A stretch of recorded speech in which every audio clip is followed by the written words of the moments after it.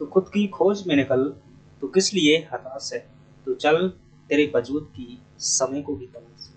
तुझसे लिपटी बेड़ियां समझ न इनको वस्त्र तू, बेड़ियां पिघाल कर बना ले इनको अस्त तू, बना ले इनको अस्त तू।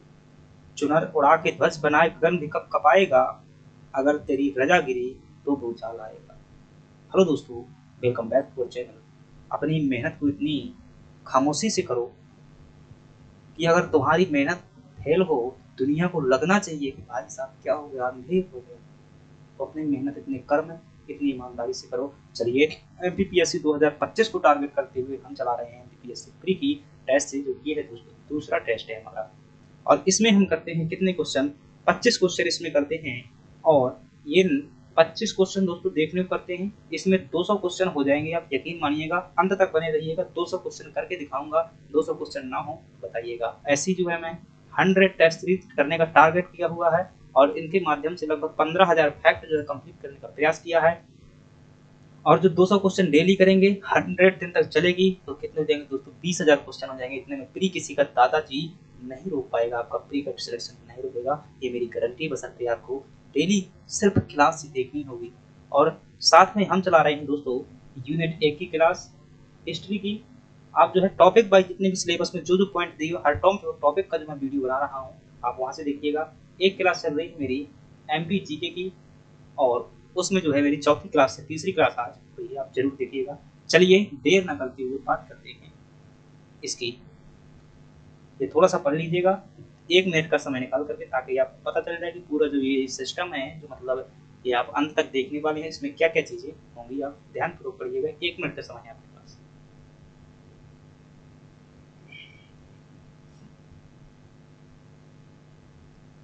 चलिए, आई होप आपने पढ़ लिया होगा, या पढ़ लीजिएगा पॉज करके।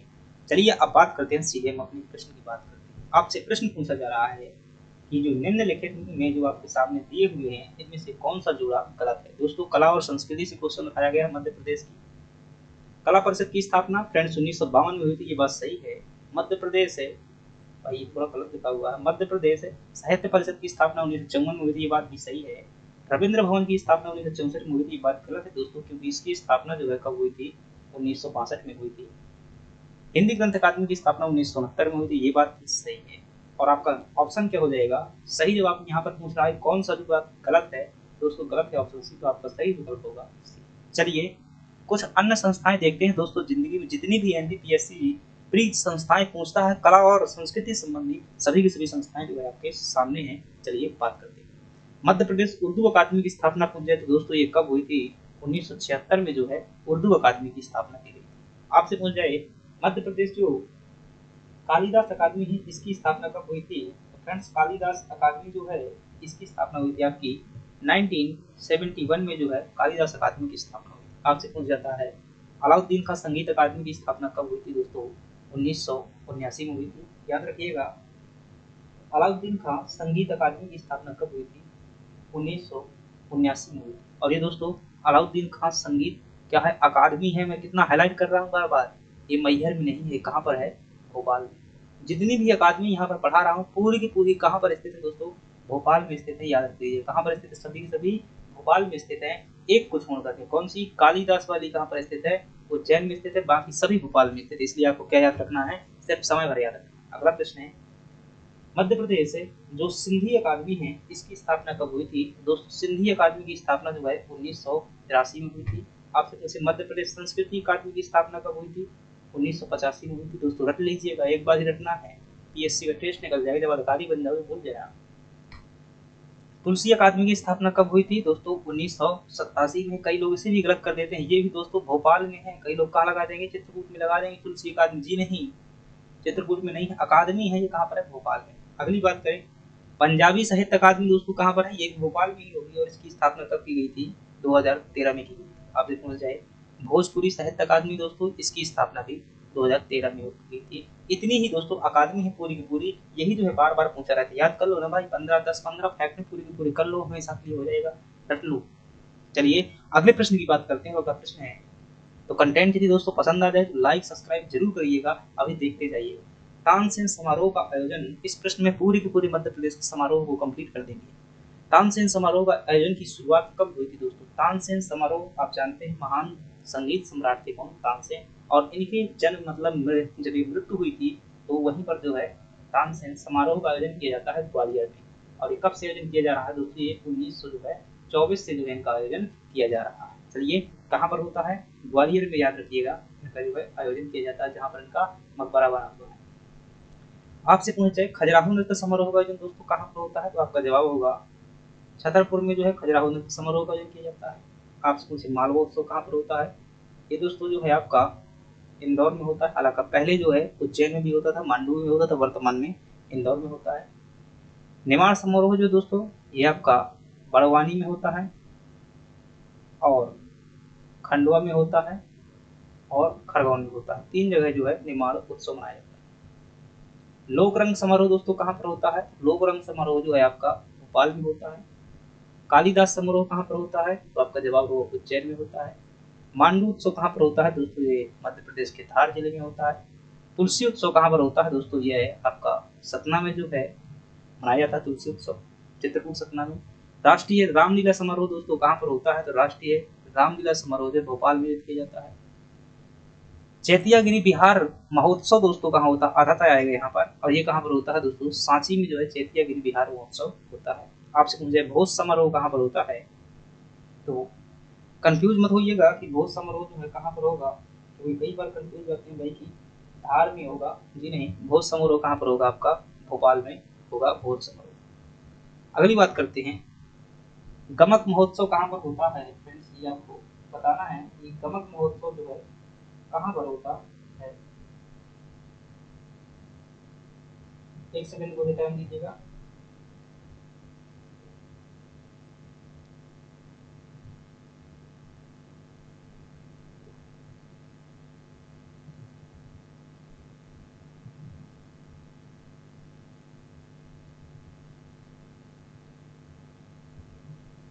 तो ये गमक महोत्सव जो है आपका भोपाल में होता है, लेकिन एक फैक्ट आपका देखो गलत हो गया, उसी की मैं देखने लगा था, मुझे याद आ रहा था। धार में होता है क्या? धार में जो है भोज समारोह होता है भाई।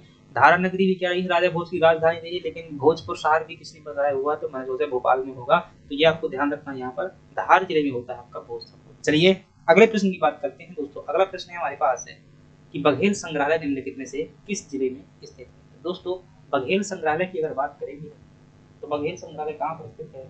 फ्रेंड्स ये बघेल संग्रहालय जो है देखने को मिल जाएगा आपका मध्य प्रदेश देखने को मिल जाएगा। गलती मत करिएगा ये आपको बघेल ऐसा लगे भाई बघेल कहाँ पर था, मतलब बघेल आपको लगेगा कि रीवा के थे, तो थे, लेकिन बांधवगढ़ में संग्रहालय स्थित है। चलिए आगे बात करते हैं।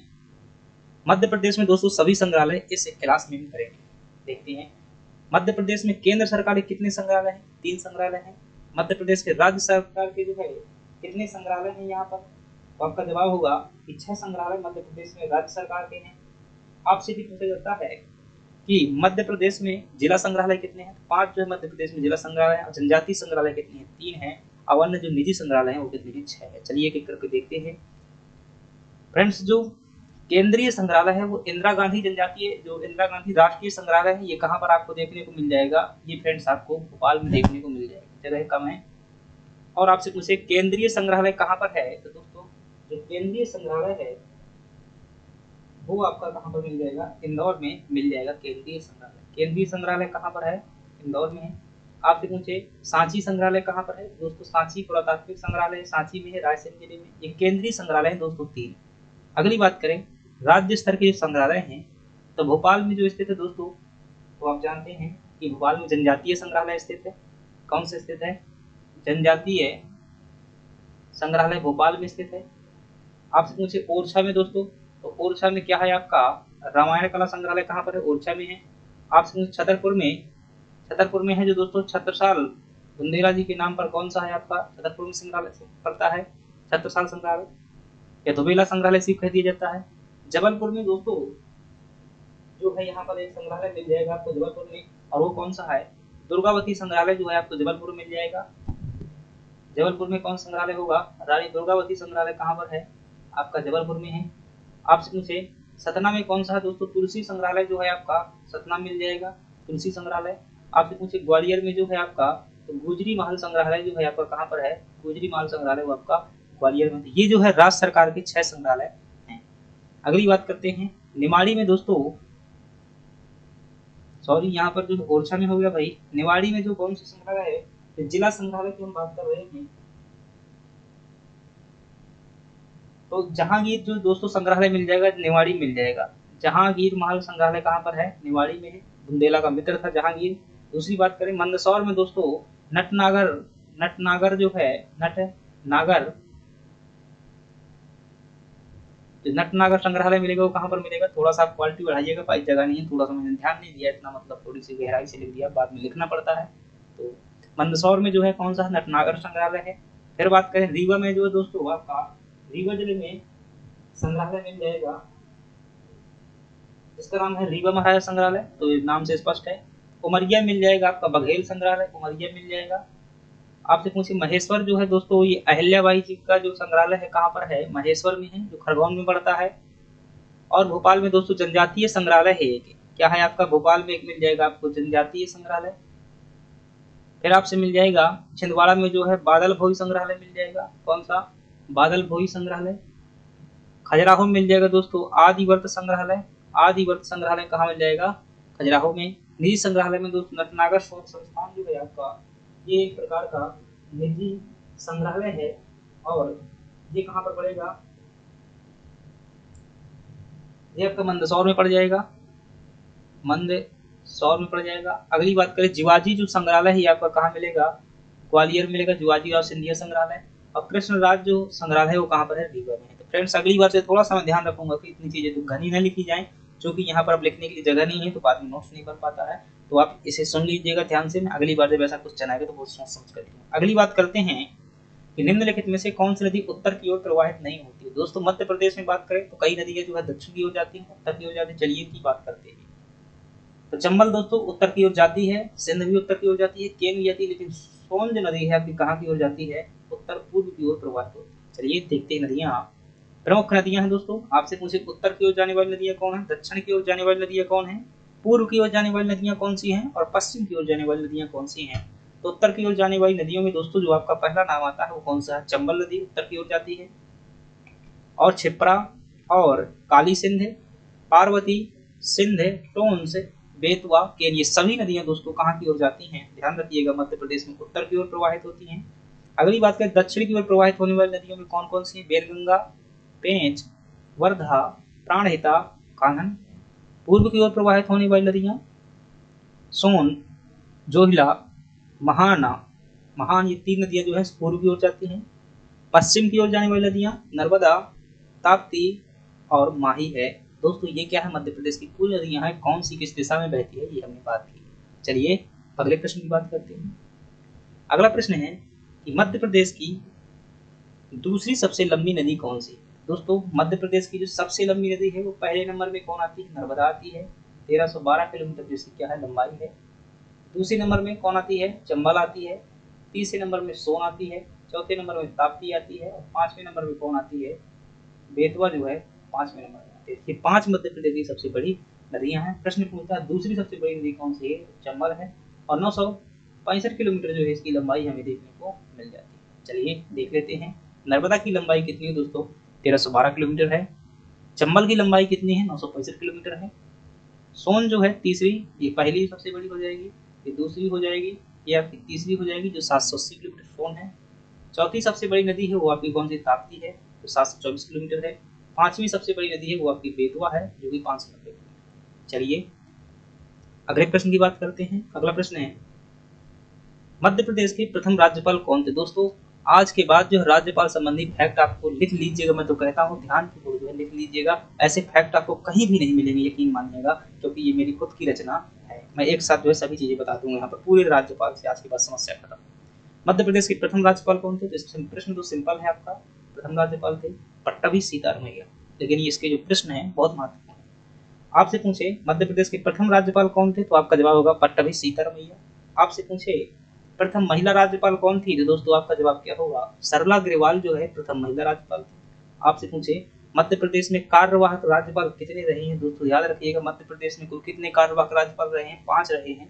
पहले कौन हो जाएंगे, पीवी दीक्षित, दूसरे हो जाएंगे जीपी सिंह, तीसरे हो जाएंगे एनडी ओझा, चौथे हो जाएंगे कृष्ण मोहन सेठ। ये जीपी सिंह का मतलब होता है गुरु प्रसन्न सिंह और कृष्ण मोहन सेठ, और जो पांचवी हो जाएंगी आनंदीबेन पटेल। ये 5 कार्यवाहक राज्यपाल है। इसी प्रकार दोस्तों लिख लीजिएगा, जब भी राज्यपाल क्वेश्चन आए ऐसे ही फैक्ट रिवीजन करिएगा। आपसे पूछे सबसे लंबे समय तक राज्यपाल कौन रहे हैं, तो दोस्तों आपका जवाब क्या होगा, हरिविनायक पाटस्कर जो सबसे लंबे समय तक राज्यपाल रहे हैं। आपसे पूछे सबसे कम समय तक राज्यपाल कौन है, पट्टभी सीतारमैया जी जो है सबसे कम समय तक राज्यपाल रहे हैं। आपसे पूछे जब मध्य प्रदेश में पंचायती राज अधिनियम राज्यपाल द्वारा पारित किया गया था तो उस समय पर राज्यपाल कौन थे, तो पंचायती राज के समय जो राज्यपाल थे वो कौन थे, मोहम्मद शफी कुरैशी जो है पंचायती राज के समय पर राज्यपाल थे, मोहम्मद शफी कुरैशी। आपसे पूछे भोपाल गैस कांड जो दोस्तों कब हुआ था, 1983 में हुआ था। इस समय मध्य प्रदेश के राज्यपाल कौन थे, तो दोस्तों के.एम. चांडी साहब, के.एम. चांडी जो थे मध्य प्रदेश के राज्यपाल थे। जब प्रथम राष्ट्रपति शासन लगा था उस समय मध्य प्रदेश के राज्यपाल कौन थे, तो सत्यनारायण सिन्हा जी थे। आपसे पूछे संविधान सभा के ऐसे कितने राज्यपाल हैं जो संविधान सभा के क्या रह चुके हैं, सदस्य रह चुके हैं, दोस्तों ऐसे कितने हैं, 5 राज्यपाल हैं। अब इन्हें याद कैसे करोगे, तो आप जानते हैं भगवान राम हुए हैं, और भगवान राम का विवाह किनके साथ में हुआ था, सीता का हुआ था। तो पहले जो ऐसा मान लीजिएगा सीता जी जो है किसी से मतलब संबंध कोई नहीं रखती थी, प्रेम नहीं करती थी किसी से, लेकिन जब उन्हें पता चला कि ये तो स्वाभाविक क्या है भाई, विधाता है, तब सीता को मतलब कि किसका पता चला, सत्य को पता चला। तो सीता जी क्या की, सत्य को सीता जानकर, मतलब सीता ने जो है जब सत्य जाना तो हरि यानी कि भगवान राम से पुनः मिलने के लिए क्या हुए, रेडी हो गई, यानी कि उनके जीवन से पुनः मिलने के लिए क्या हो गई, तैयार हो गई। जब उन्हें पता चला कि विधाता यानी कि हरि जो है यहाँ आए हुए हैं, तो सत्य को जान करके, तो ये सत्य से हो जाएगा सत्यनारायण सिन्हा, सीता से हो जाएगा सीतारमैया पट्टभी सीतारमैया, हरि से हो जाएगा हरिविनायक पाटस्कर, पुनः से हो जाएगा दोस्तों सीएम पुनाचा, रेड्डी से हो जाएगा आपका केसी रेड्डी, और सीएम पुनाचा हरिविनायक पाटस्कर, सीतारमैया और सत्यनारायण सिन्हा। 5 राज्यपाल जो संविधान सभा के सदस्य रहे। चलिए आपसे पूछा जाए कि ऐसे राज्यपाल जो किसी न किसी राज्य के मुख्यमंत्री बन चुके हैं, तो दोस्तों सबसे पहले भागवत पढ़ोगे तो किसका नाम आएगा आपके पास में, हरि का नाम आएगा। हरि को हरि मतलब भगवान, तो भगवत दयाल शर्मा, और ये हरि मतलब हरियाणा के मुख्यमंत्री रहे। ठीक है, मजा आ रहा है ना। तो भगवत दयाल शर्मा कहाँ के, हरियाणा के मुख्यमंत्री। राम नरेश और राम प्रकाश, भाई प्रकाश लिखा हुआ यहाँ पर गलत हो गया थोड़ा सा, राम प्रकाश, ये दोस्तों मध्य प्रदेश के राज्यपाल भी रहे हैं, और ये कहाँ के मुख्यमंत्री रहे हैं, उत्तर प्रदेश के। राम कहाँ के हैं, उत्तर प्रदेश में ही राम जी रहते हैं, मंदिर वहीं पर बना हुआ, तो आप समझ जाएंगे। तो राम नरेश यादव और राम प्रकाश जो है दोनों कहाँ के, उत्तर प्रदेश के मुख्यमंत्री रहे, मध्य प्रदेश के राज्यपाल भी रहे। और तीसरे हैं दोस्तों आनंदीबेन पटेल, ये गुजरात की राज्यपाल रही हैं, प्रथम महिला राज्यपाल गुजरात की। 3 दोस्तों राज्यपाल हैं, 4 जो किसी राज्य के मुख्यमंत्री रहे हैं, भगवत दयाल शर्मा हरियाणा, राम नरेश यादव उत्तर प्रदेश, राम प्रकाश उत्तर प्रदेश, आनंदीबेन पटेल गुजरात। चलिए अगली बात करते हैं, पद पर जिनकी मृत्यु हुई है ऐसे कितने राज्यपाल थे, तो ऐसे 2 राज्यपाल थे, राम प्रकाश और लालजी टंडन, 2 राज्यपाल ऐसे जिनकी मृत्यु पद पर हुई है। और एक ऐसे राज्यपाल है जिनको पद्म विभूषण से सम्मानित किया गया, तो वो कौन, हरिविनायक पाटस्कर है दोस्तों, 1963 में पद्म विभूषण दिया गया। तो ये दोस्तों पूरे के पूरे राज्यपाल के फैक्ट हैं, कोई नहीं रोक सकता। मैं 100% लिख देता हूँ, 1% 2000, एक प्रश्न जो है 2024 में 25 में 100% आएगा, कोई नहीं रोक पाएगा, देख लीजिएगा, इतनी चीजें याद कर लीजिएगा। चलिए अगली बात करते हैं, स्क्रीन शॉट ले लीजिएगा जो नहीं लिया हुआ है। चलिए अगला प्रश्न है कि मध्य प्रदेश का सबसे लंबा राष्ट्रीय राजमार्ग कौन सा, तो दोस्तों आपका सही जवाब होगा कि NH-46 जो है मध्य प्रदेश का सबसे लंबा राष्ट्रीय राजमार्ग है। NH-46 जो है दोस्तों ये है कितना है, 634 किलोमीटर है, और ग्वालियर से कहाँ तक जाता है, बैतूल तक जाता है। आपसे पूछे जो NH-44 है दोस्तों यह 571 किलोमीटर है, लंबाई याद करनी तो सकता नहीं, 1 की ओर से याद करनी। कहाँ से कहाँ तक जाता है, ग्वालियर से लगा करके सिवनी तक जाता है आपका NH-44। NH-47 जो है फ्रेंड्स यह है आपका झाबुआ से लेकर के बैतूल तक जाता है, और जो NH-135B है ये दोस्तों आपका 7 किलोमीटर है, उत्तर प्रदेश और MP की सीमा में रीवा के आसपास जो है आपका मिल जाएगा। और यह जो है सबसे क्या है, छोटा राज्यपाल, सबसे छोटा नेशनल हाईवे है, याद रखिएगा, एक फैक्ट ये। तो इतनी चीजें आपको ध्यान रखना है। आपसे पूछे मध्य प्रदेश में सर्वाधिक सड़क घनत्व कहाँ पर है, दोस्तों भोपाल नहीं, सतना में जो है सर्वाधिक सड़क घनत्व देखने को मिल जाएगा। चलिए अगली बात करते हैं, मध्य प्रदेश में दोस्तों कुल लंबाई अगर पूछी जाएगी सड़कों की कुल लंबाई कितनी है, आया हुआ प्रश्न है ये, तो 9000 किलोमीटर आपको लगभग याद रखना है। 9000 किलोमीटर प्लस जो है इनकी लंबाई है, ये आपको याद रखना है। चलिए अगले प्रश्न की बात करते हैं। अगला प्रश्न है, अब देखो इतिहास का प्रश्न है फ्रेंड्स। है इतिहास में जो पहला क्वेश्चन दिया हुआ, भारतवर्ष में वर्ष का आशय क्या है। दोस्तों अगर आपने क्लास देखी हुई है मेरी इतिहास की, तो निश्चित रूप से मैंने बहुत अच्छा इनका मतलब बताया था कि जो संपूर्ण पृथ्वी थी, क्या थी, संपूर्ण पृथ्वी थी, इस पृथ्वी को भारतीय ज्ञान के अनुसार कितने द्वीपों में बांटा गया था, 7 द्वीपों में बांटा गया था। उन 7 द्वीपों में एक द्वीप था जिसका नाम था क्या, जम्बू द्वीप। और जम्बू द्वीप को 9 इकाइयों में बांटा गया था, यानी कि 9 भागों में बांटा गया था। ऐसे प्रत्येक भाग को क्या कहा जाता था, वर्ष कहा जाता था। और ऐसा ही एक भाग है जिसका नाम था भारत है। वर्ष, तो वर्ष का मतलब क्या होता है दोस्तों, एक क्षेत्रीय इकाई से होता है। तो भारतवर्ष में वर्ष का आशय क्या है आपका, तो आप ध्यान रखेंगे किससे है, क्षेत्रीय इकाई से जो है। जम्बू द्वीप के दोस्तों ये दक्षिण में स्थित होता था भारतवर्ष। आप क्लास जरूर देखिएगा, हिस्ट्री की मैं बहुत अच्छी करा रहा हूँ। आपसे पूछे दोस्तों, भारतवर्ष शब्द का उल्लेख जो है, प्रथम अभिलेख कौन सा है जो इस शब्द का उल्लेख करता है, प्रथम अभिलेख बताइए। तो आप क्या बताएंगे कि जो हाथी गुम्फा अभिलेख है, कौन सा अभिलेख, हाथी गुम्फा अभिलेख है, इसका जो है भारतवर्ष शब्द का उल्लेख करता है। चलिए अगला प्रश्न की बात करते हैं। अगला प्रश्न है, इब्न बतूता नामक अफ्रीकी यात्री, पहला प्रश्न दोस्तों, इब्न बतूता कहाँ का यात्री था, अफ्रीकी यात्री था। विशेष तौर से कहाँ पर था, ये आपका मोरक्को देश का यात्री था, ये भी याद रखना है। निम्न में से किसके समय पर भारत आया था। दोस्तों यह जो आया था भारत, वो कब आया था, 1333 में भारत आया हुआ था। तो गियासुद्दीन तुगलक जो है दोस्तों, ये 1320 से लेकर 25 तक रहता है। और ये क्या था दोस्तों, तुगलक वंश का जो क्या था, ये संस्थापक था, आपको याद रखना। मोहम्मद बिन तुगलक जो है 1325 से लेकर के 1350 तक इसका शासनकाल रहता है।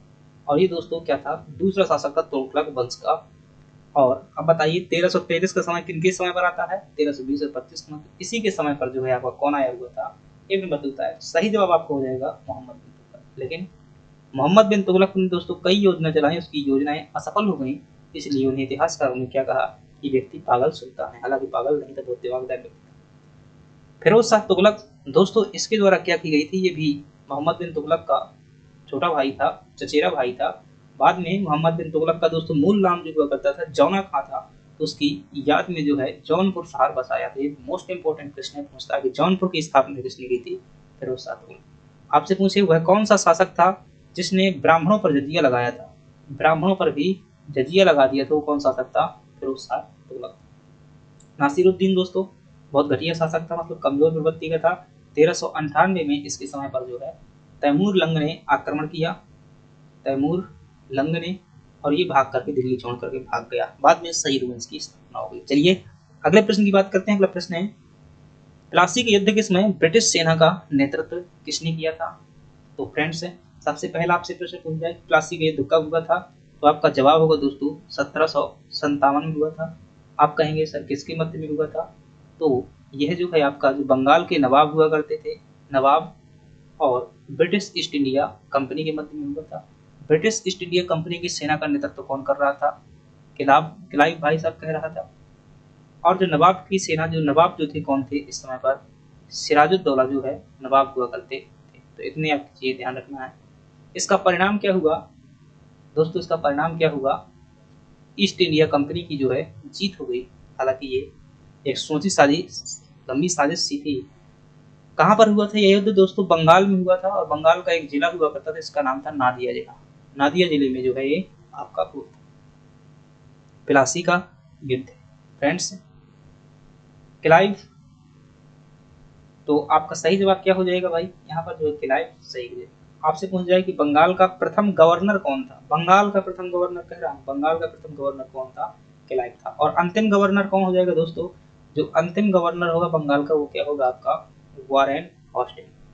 वारेन हेस्टिंग जो है अंतिम गवर्नर था। इसी के समय 1773 का अधिनियम आया और बंगाल गवर्नर का नाम बदल कर क्या कर दिया गया, गवर्नर जनरल कर दिया गया। इसलिए प्रथम गवर्नर जनरल भी कौन बना आपका, प्रथम गवर्नर जनरल कौन था, वारेन हेस्टिंग ही था।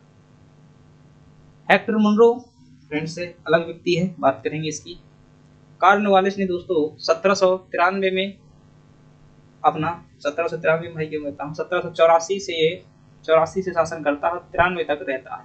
इसने जो है भारत में पुलिस सुधार, न्यायिक सुधार, कई प्रकार के कार्य किए थे, इन्हें बात करेंगे इनकी। चलिए अगला प्रश्न देखते हैं। निम्नलिखित में से एक महत्वपूर्ण प्रश्न और है, हो गया यहाँ पर बताना था भाई कि इब्न बतूता की पुस्तक शायद पूछ दी जाएगी, इब्न बतूता ने कौन सी पुस्तक लिखी थी। तो दोस्तों उस पुस्तक का नाम क्या था, रिहला जो है इनकी पुस्तक का नाम। चलिए अगली बात करते हैं। निम्नलिखित में से सर्वाधिक राज्यों से सीमा बनाने वाला राज्य कौन सा है। दोस्तों भूगोल का प्रश्न है, आपसे पूछ रहा है कि सर्वाधिक राज्यों से सीमा बनाने वाला राज्य। तो आप यहाँ पर देखेंगे दोस्तों, दिए गए विकल्प में जो सर्वाधिक राज्यों से सीमा बनाता है असम बनाता है, ये लगभग 8 राज्यों से या 7 राज्यों से सीमा बनाता है। उत्तर प्रदेश जो है दोस्तों सबसे ज्यादा जो है किससे कौन बनाता है, उत्तर प्रदेश सर्वाधिक राज्यों से सीमा बनाता है। और दूसरा जो कौन हो जाएगा आपका, असम हो जाएगा। मैप में थोड़ा सा देख सकते हैं आप, भाई कैसा बनाऊं, तो बना देता हूं जैसा भी बनेगा। चलिए समझ लीजिएगा, यहाँ पर जो ये आप मैं काली बाउंड्री बना रहा हूँ, ये कौन सा राज्य है, ये आपका असम राज्य है। ये पूरा राज्य कौन सा है आपका, असम है। और ये राज्य कौन सा है आपका, असम है, ऐसा देख लीजिएगा। ठीक है, तो ये जो मैं ऐसे ऐसे खिंचा रहा हूँ, ये राज्य कौन सा है, पूरा का पूरा असम है। यहाँ देखेंगे आप, यहाँ पर मिल जाएगा आपका अरुणाचल प्रदेश राज्य, कहाँ तक, यहाँ तक। और यहाँ मिल जाएगा आपको कौन सा राज्य, नागालैंड मिल जाएगा। नागालैंड के बाद मिल जाएगा आपका मणिपुर, मणिपुर मिल जाएगा। मणिपुर के नीचे जो है आपका मिल जाएगा मिजोरम, मिजोरम मिल जाएगा। मिजोरम से यहाँ पर मिलेगा ये आपका क्या है, त्रिपुरा है, त्रिपुरा मिल जाएगा। और ये आपका यहाँ पर राज्य जो है मेघालय, मेघालय। देखो एक मेघालय सीमा बनाता है, 2 त्रिपुरा से, 3 मिजोरम से, 4 मणिपुर से, 5 नागालैंड से, 6 अरुणाचल प्रदेश से। और यहाँ पर दोस्तों बंगाल का ऐसे छोटा सा ऐसा क्षेत्र, यहाँ पर बंगाल का भी सीमा साझा करता है। तो ये 8वां राज्य हो जाएगा, 7वां राज्य वेस्ट बंगाल हो जाएगा। ये 7 राज्यों से क्या करता है, असम सीमा साझा करता है, याद रखिएगा। ठीक है, 7 राज्यों में सीमा साझा करता है असम, इसलिए क्या हो जाएगा सही जवाब, 7 राज्यों में सीमा बनाता है। चलिए मध्य प्रदेश 5 राज्यों में सीमा बनाता है, पता है आपको। अगली बात करते हैं, दिए गए विकल्पों में सबसे कम सीमा भारत के साथ कौन सा देश बनाता है, आपको बताना है।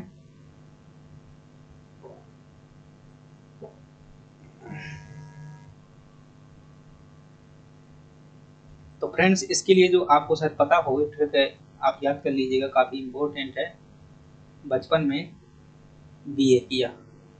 तो बात से हो जाएगा आपका बांग्लादेश, बांग्लादेश। 4 से हो जाएगा आपका चीन, 5 से हो जाएगा आपका पाकिस्तान, यानी सबसे ज्यादा सीमा बांग्लादेश की, दूसरे नंबर पर चीन की, तीसरे नंबर पर पाकिस्तान की, चौथे नंबर पर नेपाल की। और जो 5वें नंबर पर सीमा होगी वो किसकी होगी दोस्तों, म्यांमार की होगी, म्यांमार की। और 6वें नंबर पर किसकी होगी, भूटान की होगी। और 7वें नंबर पर किसकी होगी, आपकी अफगान की होगी।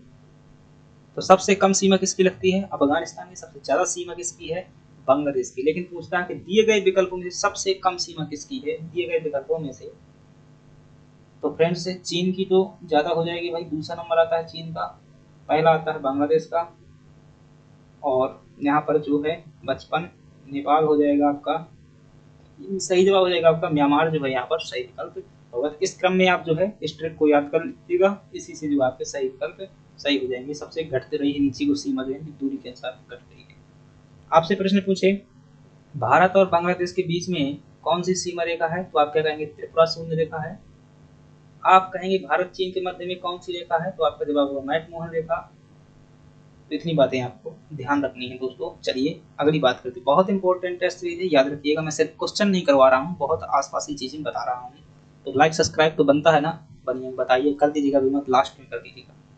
निम्नलिखित में से किस राज्य से भारतीय मानक समय रेखा जाती है। दोस्तों मैं आपके सामने अगर छोटा सा ऐसे टूटा फूटा मैप जो है ड्रा करने का प्रयास करता हूँ, मान लीजिए भाई क्या है, मध्य भारत है। ठीक है, तो यहाँ से जो इस प्रकार से एक रेखा जाती है, इस प्रकार से दोस्तों। और इस रेखा जो है 82 दशमलव क्या है 30 डिग्री जो है ये है पूर्वी दिशांतर, पूर्वी दिशांतर। और इसे क्या कहते हैं, इंडियन स्टैंडर्ड टाइम लाइन यानी कि भारतीय मानक समय रेखा, इसके आधार पर पूरे भारत में जो है समय माना जाता है। ये दोस्तों सबसे पहले जो है उत्तर प्रदेश में जाती है, उत्तर प्रदेश के बाद दूसरे नंबर पर मध्य प्रदेश में जाती है, फिर इसके बाद मध्य प्रदेश के बाद छत्तीसगढ़ में जाती है, फिर इसके बाद जो है ये उड़ीसा में जाती है, और इसके बाद जो है ये आंध्र प्रदेश में जाती है। तो आपसे पूछे कुल कितने राज्यों में जाती है, तो दोस्तों कुल ये 5 राज्यों से गुजरती है। सबसे पहले उत्तर प्रदेश, मध्य प्रदेश, छत्तीसगढ़, उड़ीसा, आंध्र प्रदेश। कहता है किससे नहीं गुजरती है, मध्य प्रदेश से जाती है, छत्तीसगढ़ से जाती है, उड़ीसा से जाती है, तेलंगाना से नहीं जाती है। सही जवाब क्या हो जाएगा, तेलंगाना हो जाएगा। क्या समझ में आ रहा है? चलिए बात करते हैं। आपसे शायद पूछ लेते, एक प्रश्न हो जाता है कि भारतीय मानक समय रेखा और जो अंतरराष्ट्रीय समय रेखा है इनके बीच में समय का कितना अंतर है दोस्तों। तो आप क्या बताएंगे कि 5 घंटा 30 मिनट का अंतर है, यानी कि 5.5 घंटा का अंतर देखने को मिलता है। ये प्रश्न भी आ जाता है, 5 घंटा 30 मिनट यानी 5.5 घंटा। आपसे पूछे भारत के पूर्वी बिंदु और पश्चिम बिंदु के बीच में समय अंतराल कितना है। समय अंतराल मतलब कि समय का अंतर कितना है वास्तव में। दोस्तों ये है आपका 1 घंटा 30 मिनट लगभग मानिएगा, 1.5 मतलब 1.5 घंटा का अंतर है। 1 घंटा 34 मिनट शायद है, तो यहाँ पर आप ध्यान रखिएगा 1.5 घंटा का अंतर मोटे तौर पर उन्हें बता दिया है। चलिए अगला प्रश्न देखते हैं। अगला प्रश्न है सर्वप्रथम संविधान सभा की मांग किसके द्वारा की गई थी। द्वारा में बड़ा हुआ आता है और आधा आता है। तो संविधान सभा की मांग सर्वप्रथम किसके द्वारा की गई थी। दोस्तों ध्यान रखिएगा 1922 में जो है महात्मा गांधी ने कहा था। भाई पेन सही है, आप थोड़ा सा बताइएगा कमेंट बॉक्स में। कलर वाला देखिए, मैं कल के लिए काम दे रहा हूँ, आप कमेंट में बता दीजिएगा। जो लोग भी क्लास देखें आपसे रिक्वेस्ट है कि आप क्वालिटी, कलर और मतलब सब कुछ अच्छा दिख रहा है तो बताइएगा। पेन की लंबाई चौड़ाई करनी अच्छी, यदि नहीं दिख रहा है तो आप एक बार जरूर बताइएगा, ताकि जो भाई पता भी चलता रहे। वैसे मुझे क्या पता, रिकॉर्ड है फिर बाद में प्रूव करूँगा।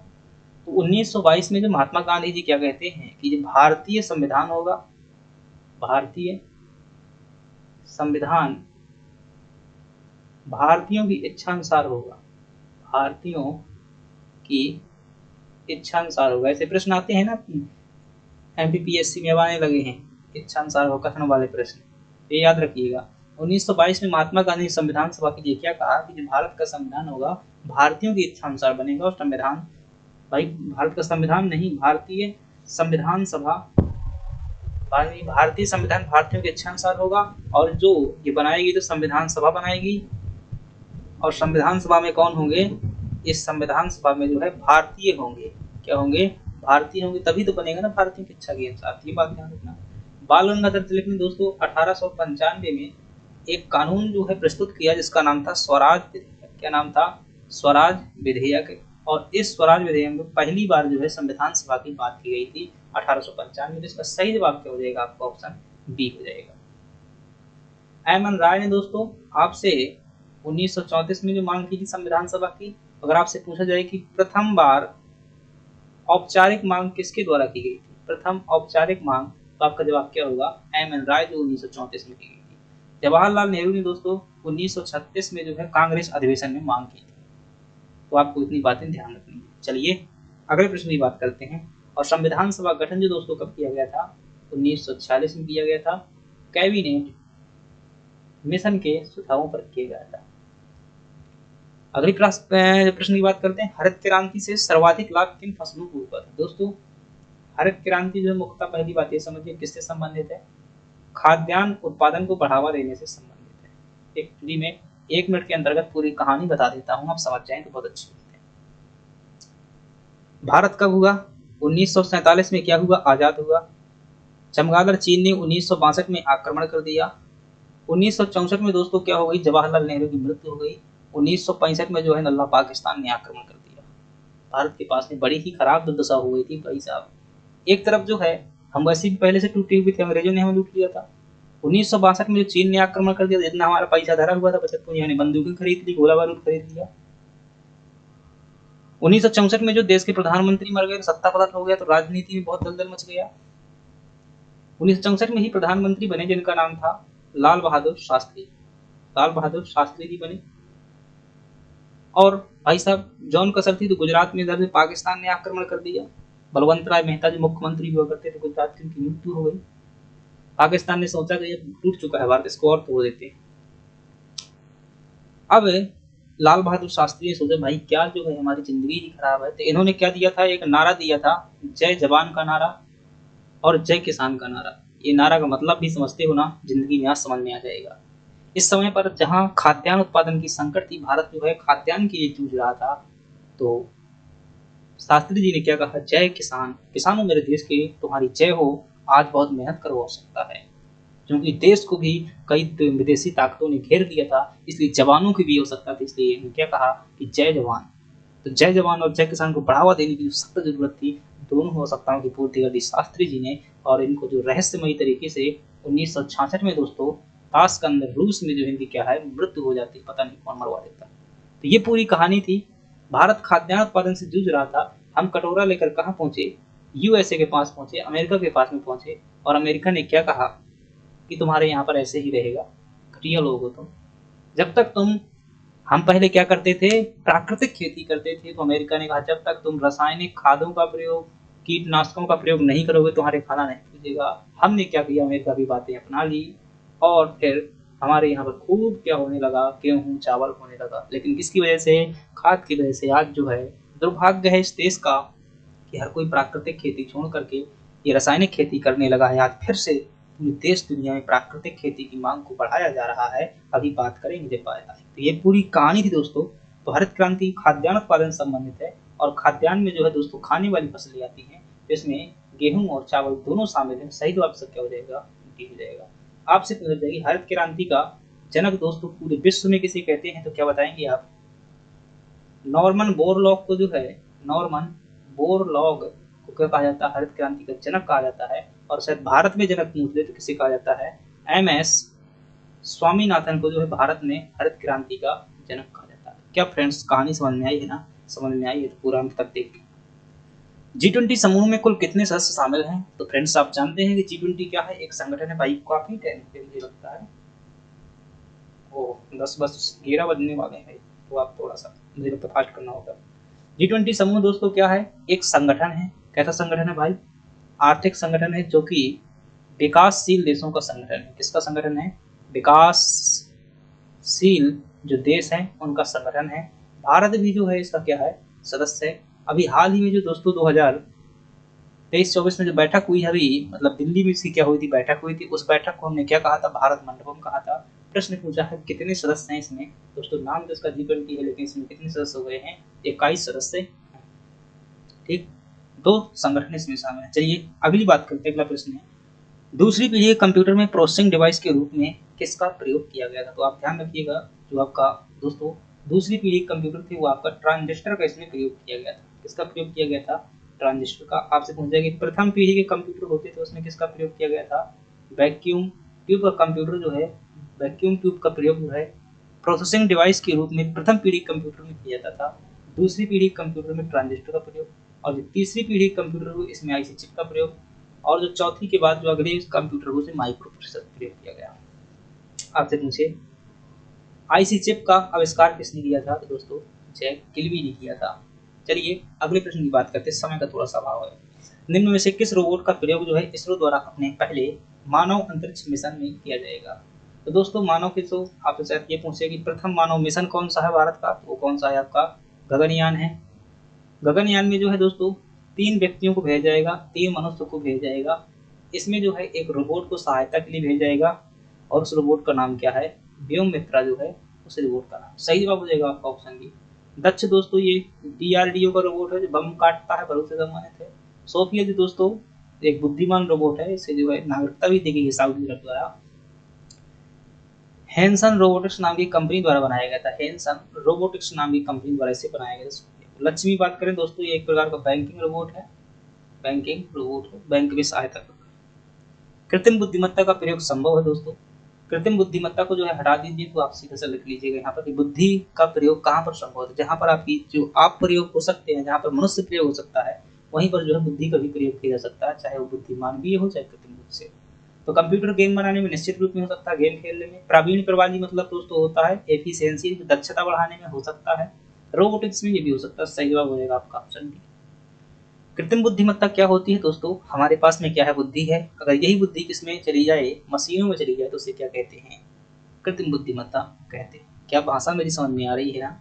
अगर नहीं आ रही है दोस्तों, जैसा भी हो, आपसे रिक्वेस्ट है, निवेदन है, विनम्र निवेदन है, आप कमेंट में जरूर बताइएगा मेरा तरीका कैसा है, क्योंकि ये पब्लिश थोड़ा सा मैं बहुत पहले से नहीं हूँ, हालांकि ऑफलाइन जो है पढ़ाता रहा हूँ, तो थोड़ा सा मेरी शब्दावली कैसी है, मेरी आदत है कि हर चीज़ को जो है बोलूँ कैसा भी, लेकिन भाषा को जो है सरल से सरल प्रस्तुत किया जाए, तो मेरी मतलब भाषा को समझने के उद्देश्य से आप देखिएगा, ज़्यादा बेटर समझ पाएंगे। अगली बात करते हैं, परमाणु के नाभिक में क्या होता है, नाभिक कैसा होता है, आप पूछ रहा है।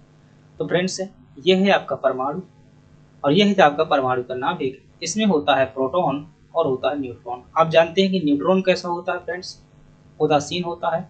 और प्रोटॉन कैसा होता है? पॉजिटिव होता है। तो बताइए, जीरो और प्लस मिलेंगे तो क्या निकल करके आएगा परिणाम? प्लस ही निकल करके आएगा। तो ये नाभिक कैसा होगा दोस्तों? यानी कि धनात्मक होगा। कैसा होगा नाभिक?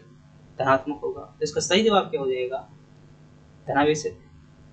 इलेक्ट्रॉन जो होता है फ्रेंड्स, वो क्या होता है आपका? इलेक्ट्रॉन आपका ऋणावेशित होता है, और जो न्यूट्रॉन होता है वो क्या होता है आपका? उदासीन।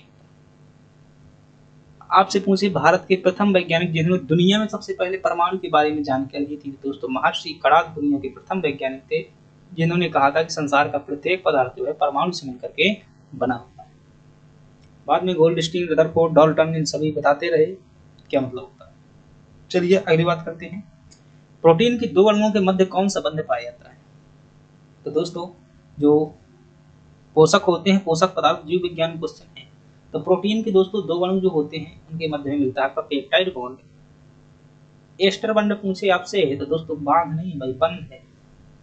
एस्टर बंध दोस्तों वसा के दो अणुओं के मध्य, वसा अणुओं के मध्य में कौन सा बंध पाया जाता है? तो आपका जवाब क्या होगा? Ester bond. ग्लाइकोसाइडिक बॉन्ड किसके मध्य में पाया जाता है दोस्तों? जो कार्बोहाइड्रेट होता है, कार्बोहाइड्रेट, कार्बोहाइड्रेट अणुओं के मध्य में कौन सा बंध पाया जाता है? तो आपका जवाब होगा ग्लाइकोसाइडिक बॉन्ड। हाइड्रोजन बंध दोस्तों आपके जल अणुओं में पाया जाता है। अगला प्रश्न है, पारिस्थितिकी शब्द किसने दिया था? तो दोस्तों,